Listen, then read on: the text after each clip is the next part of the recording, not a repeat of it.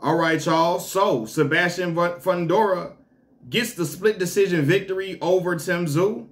Y'all, I'm gonna say this, man. If it was not for the cut, I believe Tszyu would have beat Sebastian Fundora. He was starting to gain momentum, landing some hard thudding shots on Sebastian Fundora. Tszyu was landing hard shots. And then when the incidental elbow happened at the second round, blood started gushing down his face. And at that point, he was blinded. He tried to jab and at the same time wipe blood out your face. It's a hard task. Fundora took advantage of that. Used his jab to effectively fight at range, something that we've been asking Sebastian Fundora to do for a long time. He loves to fight in close quarters. But we like, yo, use your range, use your height to your advantage, fight on the outside, use your jab, keep dudes at bay and attack like that, right? Which is something that he did. Now, the problem was he could never really hurt Tszyu because his most effective punches come on the inside. His hard thudding shots come on the inside. That's his most vicious punches, especially the uppercut that he likes to sneak in. He was using the jab a whole lot, which again worked for his game plan. It kept him patient. You know what I mean? Because I know he was afraid. I feel like Sebastian Fundora was afraid to take risk. He didn't want to go in the inside and mix it up after being countered by Mendoza. I think he was afraid to be countered. And so he kept it safe, which was a smart game plan. He didn't cruise to the victory, but he safely won a nice amount of rounds with effective jab, with an effective jab and good rangy work, right? I'm gonna say this: Tszyu's a warrior. Tszyu's a lot, and I'm for real. Tszyu's a lot better than I ever thought he was, for sure. Fought with heart, and still in the midst of blood coming down his face, he had some very good moments. He won some rounds with the blood coming down his face and was hitting him with some shots I thought was going to eventually drop Fundora. Fundora stayed on his feet, stayed the course, stayed with the game plan, did not become overzealous, did not try to do too much, and he won the fight. He won the fight. I believe I had it 7-5 Fundora. I had it closer than what some other people had. Some people had it 8-4. Some people had it 9-3. I didn't have that. I had 7-5 Fundora. Now, one judge had it, what, 116 to 112? Tszyu, I didn't have it. I didn't. 115, 113 was the scorecard that I had, right? But anyway, Sebastian Fundora is now champion. And after the fight, Errol Spence Jr. comes into the ring. Now, I didn't even see that Errol tweeted 2 days ago that he was coming to the fight and that he wanted the winner of Tszyu and Fundora.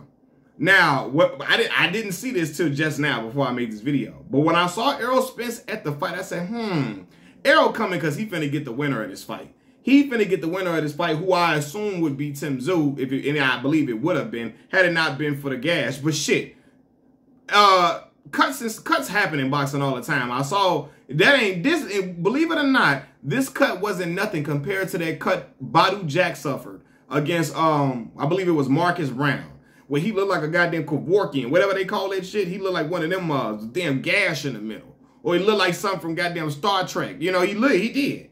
Right? Because he had a big-ass gash in the middle of his head. Blood leaking all over the place, all over the referee, all over the ring. It was a mess. You know what I mean? So, cuts happen. But I don't want to take anything away from Sebastian Fundora, even though I'm doing that. I'm doing just that. But I do believe if the gash don't happen from the accidental elbow, I think Tszyu would win that. But I'm gonna be real with y'all. Sebastian Fundora, I believe, is a better fight for Errol than Tszyu right now, from Errol being inactive for a while. Now, it's still going to be a tough scrap because Sebastian Fundora has those long arms, and he's a big-ass dude. So Errol's going to have to be very, very careful, especially with him. I wonder what his punch resistance is now. I don't know what it is. I'm a big Errol Spence Jr. fan, as y'all know on this channel. I don't know what his punch resistance is. But if he's the Errol that he was against Yordenis Ugas, then I believe he can be Sebastian Fundora, but he has to be very careful. I'm going to say this because we got to talk about this too. It's interesting because I'm looking like I believe that I think Tszyu should get a rematch. I think he should rematch Fundora. And I'm an Errol Spence fan. I do believe he should get a rematch. I do. Especially when you the champion, some shit like that happen, I believe he should get a rematch. But it's interesting to see that Tszyu was not calling for a rematch, y'all. He didn't call for a rematch, which is what most champions do when they lose on something like that. They would normally say, hey, I hope he give me a rematch. He didn't even mention it. I'm going to tell y'all what I think the play is. Y'all might think I'm wrong. I think the play is for Errol Spence to become champion at 54. And I believe that Terrence Crawford. So here's the deal, too. I'm forgetting about this. Terrence Crawford, I believe, correct me if I'm wrong, is Sebastian Fundora's mandatory for that WBO belt. And that WBO belt would have to be dropped for Errol Spence to fight Fundora, I believe. Y'all, I don't know. I don't know how to polish. I forget how this shit work. I might be in over my head. But Terrence Crawford getting boxed out a little bit. He got limited options. I believe what they want to do is I think they want to build up a rematch at 54 for Errol Spence and Terrence Crawford. They don't want to put Errol Spence immediately back in there with Terrence Crawford. As an Errol Spence fan, I don't want that. He needs to work on some things. You need to see what he got and see what's left in the tank before he get back in there with Terrence Crawford, because I love Errol. But I believe that Terrence Crawford is all wrong for him. So now they like, okay, well, Errol, we're going to need you to go in there with somebody else.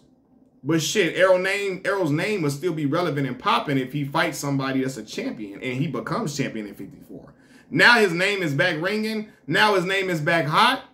And it warrants, a lot of people don't like that because they're like, damn, how you just take a one-sided beating from pillar to post and get a title shot immediately? That doesn't happen in boxing normally. You got to work your way back up. But PBC, this is the thing with PBC. PBC don't have a lot of stars. They haven't been building stars. They haven't signed stars. Who they signed? Canelo Alvarez. They got Tank Davis.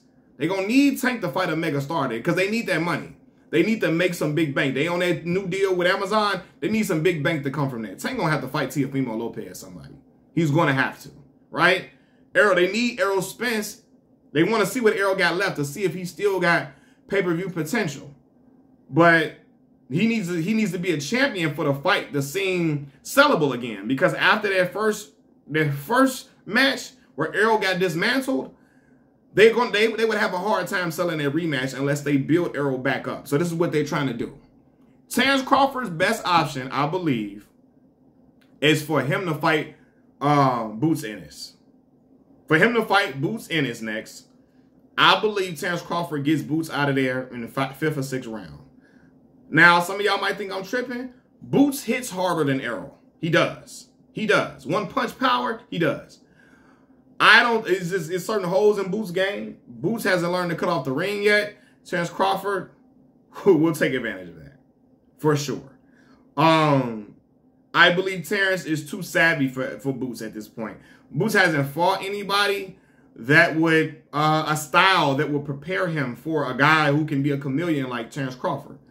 Terrence going to go to 40. I think his best option is stay at 47, dismantle Boots. Then now the fight is built back up. Because I don't see what other option he would have right now. Because he's not going to get the Canelo fight. He's not. Canelo not going to fight him at 54. Or, excuse me, at 160. He's not. Unfortunately, I want to see Bud versus Canelo Alvarez. I just don't think it's happening. So I think that PBC is trying to, because they need to ride they need to get the most out of the guys who were considered cash cows for them. You had Deontay Wilder take a loss. Fuck. Errol Spence took a loss. Fuck. Tank is still undefeated, but he ain't fought since Ryan Garcia. He gonna have to fight somebody like Teofimo Lopez. They want to see what Errol got left to see if they can still market him as a pay-per-view guy. We got to build him back up. Let's get him back in there with the window of Tszyu and Sebastian Fundora. Now they got to see what will happen in the ring with Errol and Sebastian Fundora.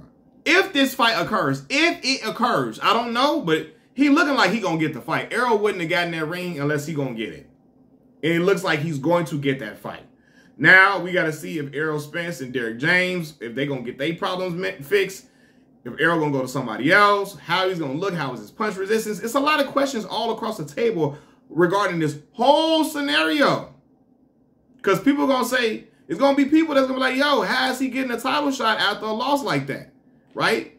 With PBC, they have to bring in, they got to bring in bread. They have to. Because they need to make money with this deal. So they're going to try to get Errol back into position to be a guy, to be a guy where that fight, you would still want to see a fight between Terrence Crawford and Errol Spence. Errol got to show them something in a match against Fundora. He has to, and show excellence.